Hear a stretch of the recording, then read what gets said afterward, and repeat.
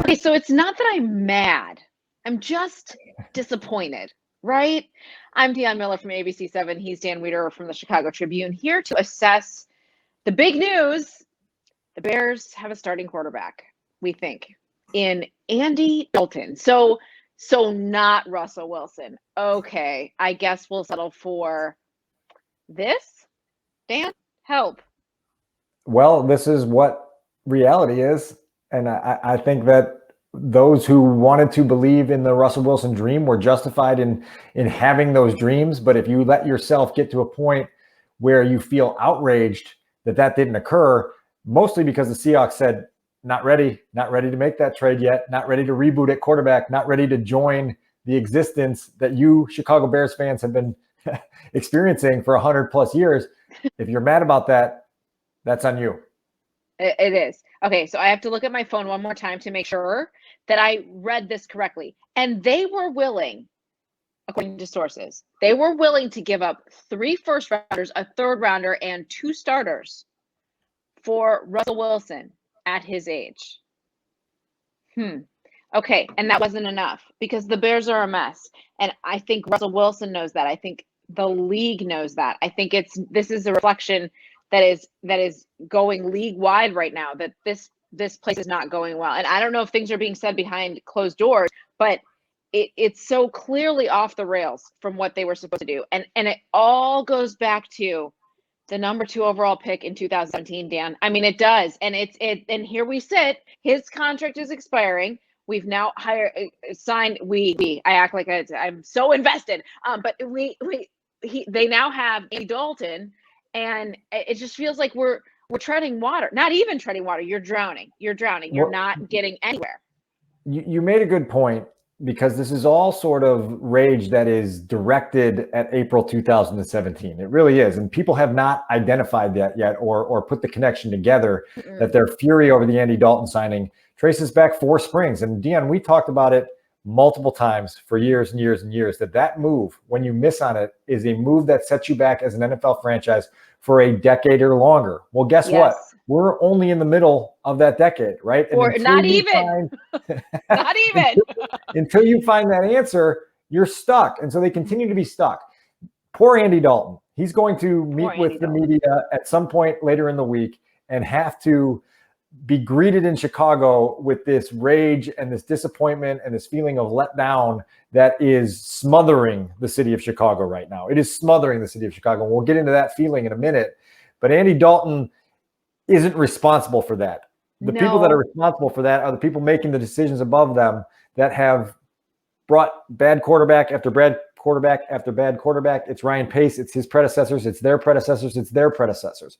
Right. Yes. And again, when you go back to April 2017 and you have a top 5 pick in a draft with 3 highly touted quarterback prospects, and you take the worst of the 3 and the other 2 become stars, this is where it leads you. And now a lot of Bears fans, I think, are just now coming to grips with where it has led them. Right. And then when George McCaskey and Ted Phillips provide a vote of confidence in Ryan Pace and Matt Nagy to continue on the mission of finding the next guy, it doesn't generate a lot of confidence.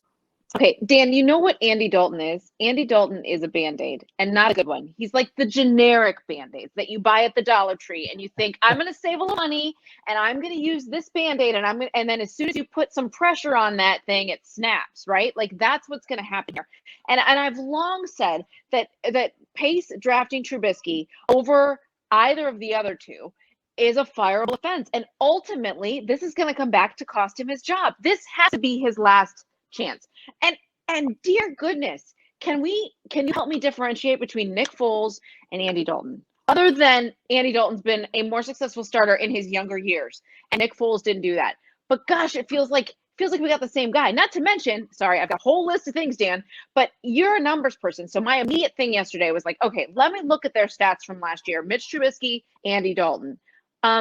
Almost identical numbers, and Mitch's quarterback rating was higher in the end. So Bears fans who wanted to wring the neck of number 10 are sitting there going, wasn't so bad. I have a feeling we're going to say that in this season.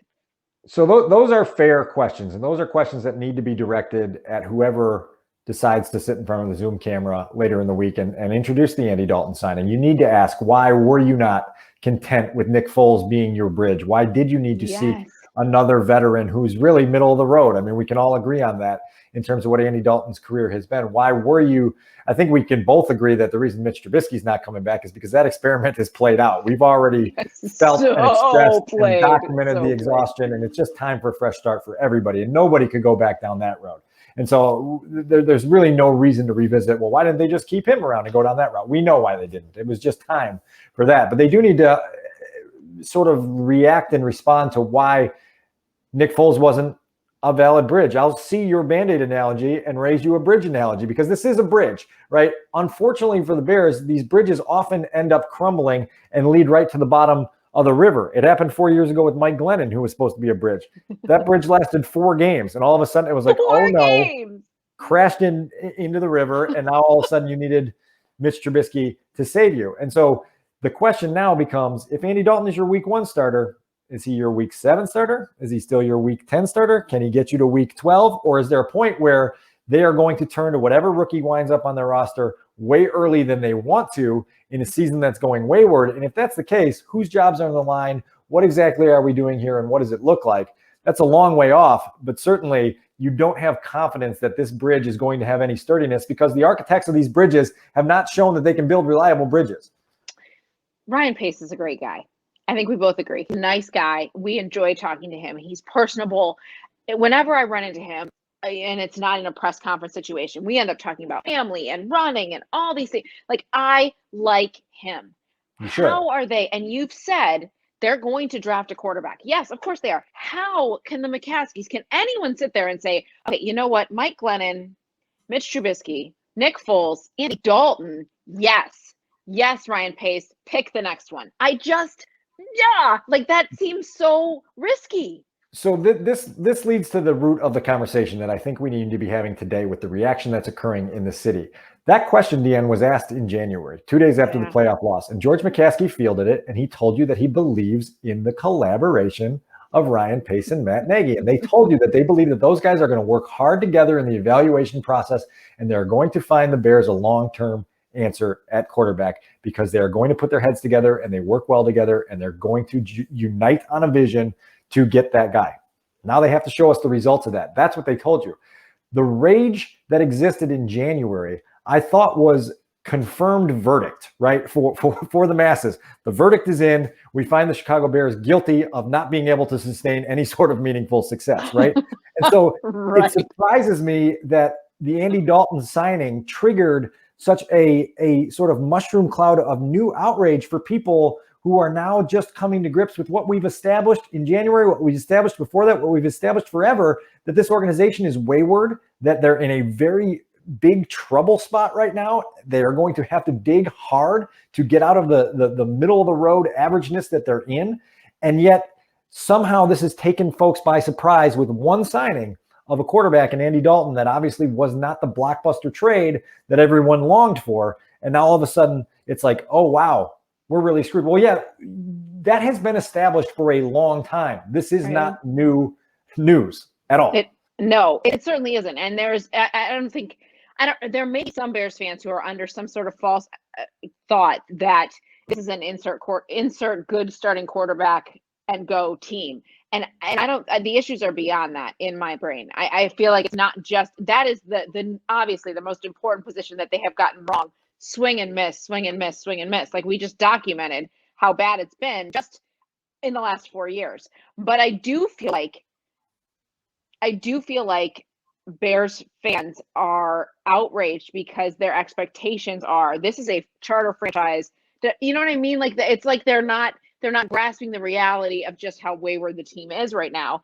And they are stuck in that mediocrity. They can't get ahead. They can't do it. And the job, they have to be feeling the heat in the front. They just have to be, because it is a risk. I mean, you sign Andy Dalton, you can't come back and go 8-8, 7-9. You just can't do it. You have to show some sort of progress to keep your jobs. And I don't know, like, who's going to be there at 20 for them to draft as a quarterback? I mean, well, no, you're going to have to work your way up. You're going to have to find your way up to 9. You may have to find your way up to 7. But give up what?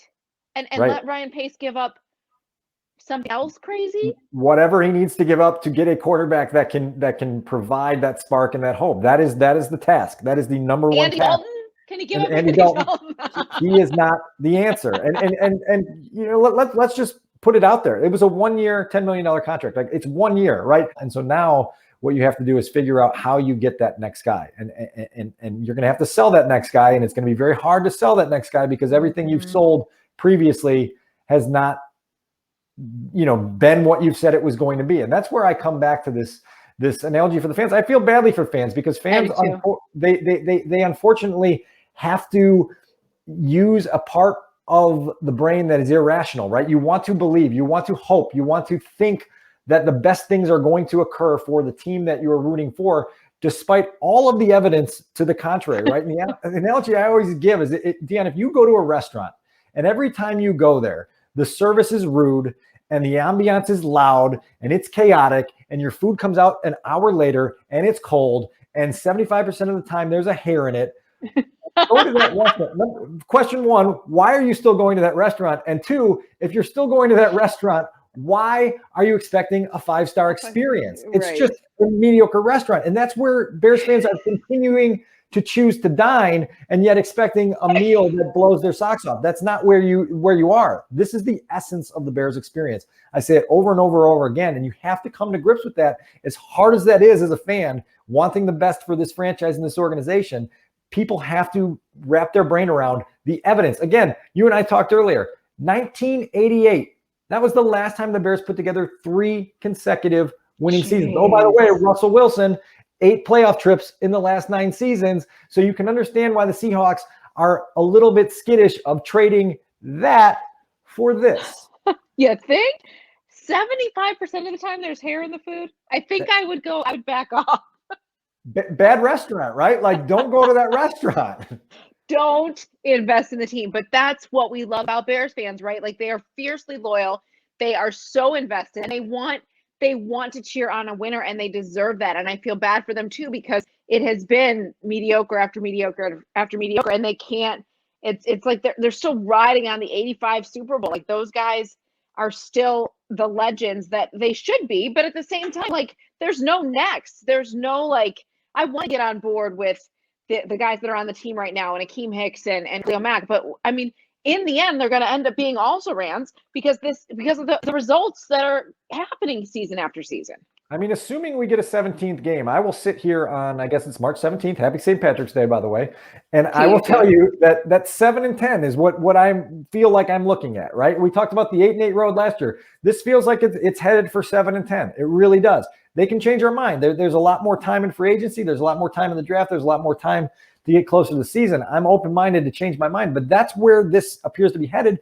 And we felt that way in January, 2 months ago, when they decided to stay the course and couldn't give us legitimate reasons for why they were staying the course, right? And that was what that press conference in January was all about. It was a landmark day of the very top of the organization, George McCaskey and Ted Phillips, telling you they believed in the people despite the lack of production. And so here we are, right? Like, I thought January established for people, this doesn't feel like it's going down a productive path. And yet I don't think we can then suddenly start reacting with surprise and outrage to every move that confirms what we established in the middle of January, 3 months ago, 2 months ago. I feel like reality is that, Mitch Trubisky's rookie contract has just unceremoniously expired, and not a word, not a peep about him, like nothing. I mean, that just kind of sums up how off this group is right now. And it's sad. It's sad for the fan base. It's sad for a franchise that is trying. I mean, I can't fault them for not trying. I'm with you. I'm waiting to hear why and how Andy Dalton is the right bridge to get you to where you really want to go. I guess that's where I'm waiting to hear is something like really that inspires me. I mean, I've never really listened to an Andy Dalton press conference. Maybe he'll win me over. I have close friends that have covered Andy and tell me that Andy is as good of a dude as you'll find in the NFL, that you're going to enjoy him on a personal level. He's going to be a very personable quarterback. So was Nick Foles, right? We dealt with that last year. Mitch Trubisky, very personal guy. So there's going to be a victory in terms of the day-to-day interaction. Can he produce victories on the field? How long will he be allowed to try? I don't know. I think, though, that this is all this sort of meandering conversation back to a test that I always give and I tell people to take. When you stop and you look at this team and you ask yourself, what can I believe in and why? And usually that traces back to who can I believe in and why. And if you make your list of like the 3 or 4 or 5 people that you really believe in the Bears organization, now go look at that second column, which says role, right? And if it's not general manager, head coach, or quarterback, you're in trouble, right? They have to be on your top 5 list. And if they're not, and you're talking about Allen Robinson, franchise tagged receiver, Khalil Mack, underperforming pass rusher, right? Like, who are the people that you truly believe in and why, and what role do they play? And you've got to figure out a way to get the most meaningful people elevate themselves and be someone you believe in. And if you don't, well, welcome to the Bears' existence. And the Bears' existence, again, that predates Matt Nagy and Ryan Pace and Andy Dalton. This has been going on for generations. You're exactly right. So to sum it up, Dan, we won't win a Super Bowl, but darn it, the Good Guy Award will live on from one year to the next. We'll just keep finding people to give the Good Guy Award to, right? I mean, that's what we're going for at this point. I appreciate that they are a people first kind of team. I appreciate that. That's all well and good. It's a production based organization. I mean, I can still hear Ted Phillips saying that absolutely asinine comment of like, have we won enough games? No. Have we gotten the quarterback right? No. But everything else is there. Dude, that's all that matters. Like, what? It's so insane. It's so insane. And you're right. This is where we're at. So welcome, Andy Dalton. Join the fun. Be a good guy. And we'll see what happens. Yeah, Dionne, the Bears officially tweeted out the Andy Dalton move on Wednesday afternoon when they were allowed by league rules to make that signing official. And oh my goodness, the mentions on social media under that, and Andy Dalton's tagged in that message. If you want to just spend some time on the couch scrolling at night, go through that list, and poor Andy Dalton having that be his welcome to Chicago moment. Wow. Right. And that's what's going to exist going forward. And then we'll see where it takes us. Yes.